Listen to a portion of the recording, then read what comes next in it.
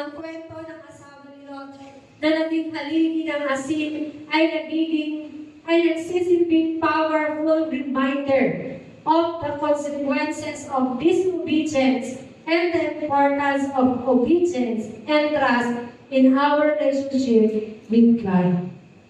Ipinapakita nito ang mga panganib ng pagbabalik tanaw at pananabik sa nakaraan sa halip na pagtuunan ng pansin ang inaharap at ang plano ng Diyos para sa ating buhay. Church, let us learn from Lot's wife examples and strive to walk in obedience and trust God na nag-iiwan ng makamundong attachment and embracing the path na itinakda sa ating hinaharap. Sabi nga, embrace the future. Obey and trust God.